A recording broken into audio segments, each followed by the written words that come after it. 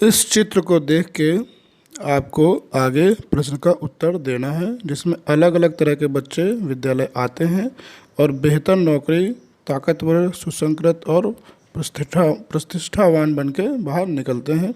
एक रद्दी का ये वो दिया हुआ है जिससे बच्चे इधर उधर घूम रहे हैं। अब इससे प्रश्न बनता है, क्या सभी बच्चे इस स्कूल नुमा मशीन के ढांचे में ढल पा रहे हैं? तो इसका उत्तर आपको हाँ और नहीं में देना है, तो इसका उत्तर होगा नहीं। अगला प्रश्न है, इस स्कूल में दिखाए गए शिक्षा तंत्र में किस तरह की शिक्षा पर जोर दिया जा रहा है? जिनके ऑप्शन है, वह शिक्षा जिसमें सभी बच्चों को एक जैसा बनाने पर जोर दिया जा रहा हो, वह शिक्षा जिसमें सभी बच्चों को एक ढंग से शिक्षित किया जा रहा हो, वह शिक्षा जिसमें सभी बच्चों की रुचि और उनकी पसंद पर ध्यान दिया जा रहा हो। विकल्प 1 और 2 सही हैं, तो इसका सही उत्तर होगा विकल्प 1 और 2 सही है, यानी कि चौथा ऑप्शन सही है। आपके अनुसार ऐसे कौन से घटक हैं जो कक्षा में बच्चों के शैक्षिक विकास पर असर डाल सकते हैं? इनके ऑप्शन है, आत्मविश्वास की कमी, असमान मानसिक क्षमताएं, वर्तमान शैक्षिक क्षमताएं, मानसिक एवं शारीरिक स्वास्थ्य से गिरावट, घरेलू समस्याएं, उपयुक्त सभी। तो इस प्रश्न का उत्तर होगा उपयुक्त सभी। अगला प्रश्न है, क्या कोई ऐसा तरीका है जिससे शैक्षिक तौर पर कमज़ोर बच्चे स्कूल से निराश ना हो? ऑप्शन है इसके, बच्चे अगर शैक्षिक तौर पर कमज़ोर हों तो भी उन्हें फेल ना किया जाए, बच्चों के ऊपर हर रोज़ स्कूल आने का दबाव ना हो, बच्चों को एक जैसा पाठ्यक्रम ना पढ़ाया जाए। विकल्प 2 और 3 दोनों सही हैं, तो इसका चौथा ऑप्शन सही है, विकल्प 2 और 3 सही हैं।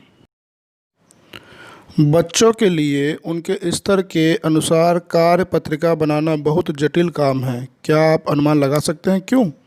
बच्चों की समझ के स्तर बदलते रहते हैं। बच्चे एक ही स्तर की कार्य पत्रिकाएं हल करते करते उनसे ऊब जाते हैं और उनमें उनकी रुचि खो देते हैं। बच्चे कार्य पत्रिकाओं को पसंद नहीं करते हैं। विकल्प 1 व 2 दोनों सही हैं, तो इसका चौथा ऑप्शन सही है, विकल्प 1 व 2 सही हैं।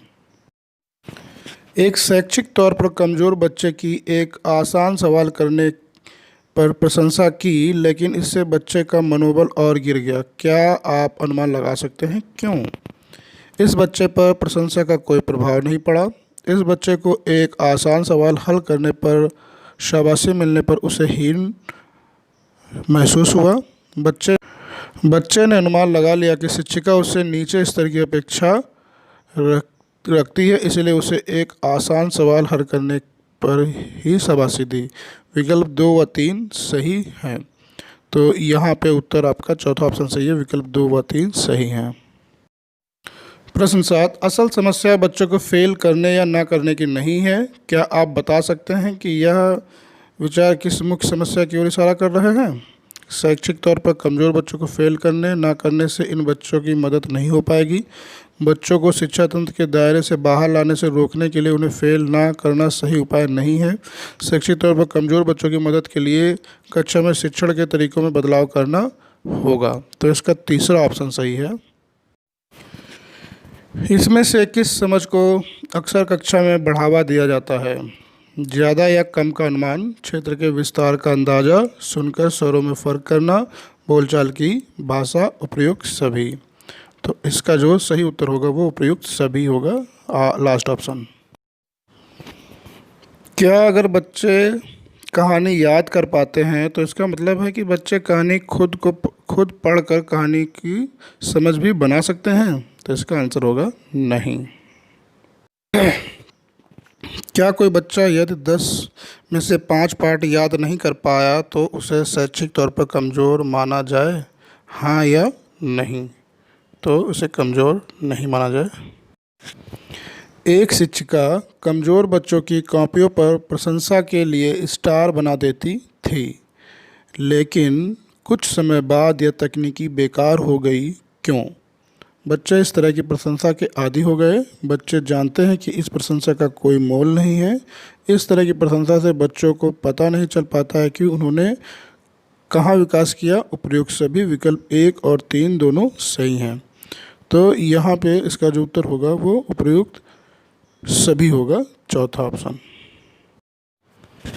उपचारात्मक शिक्षण का इस्तेमाल कब करना चाहिए? सत्र के प्रारंभ में, मध्य में, अंत में या उपयुक्त तीनों ही परिस्थितियों में किया जा सकता है।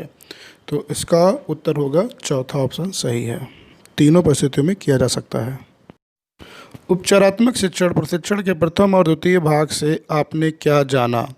उपचारात्मक शिक्षण का उद्देश्य उन बच्चों की मदद करना है जिन्हें एक सत्र में उनकी कक्षा स्तर की मुख्य संकल्पना और कौशल को भी जानने में परेशानी आ रही हो। पाठ्यक्रम के मानदंड उन्हें एक कक्षा के लिए उपयुक्त अधिगम स्तर जानने में मदद कर सकते हैं। उपचारात्मक शिक्षण के दौरान बच्चों के संज्ञानात्मक एवं भावनात्मक दोनों स्तर उपचारात्मक शिक्षण के दौरान बच्चों के संज्ञानात्मक और भावनात्मक दोनों स्तर पर बराबर ध्यान देना जरूरी है। उपयुक्त सभी, तो इस प्रश्न का उत्तर है उपयुक्त सभी, चौथा ऑप्शन सही है। बच्चों के विभिन्न शैक्षिक स्तरों पर होने के अलग अलग क्या कारण हो सकते हैं? बच्चों को विभिन्न शैक्षिक जरूरतें, कुछ निजी एवं सांस्कृतिक समझ को कक्षा में जगह न मिलना, शिक्षकों की अपेक्षाओं का सुझाव, उपयुक्त सभी।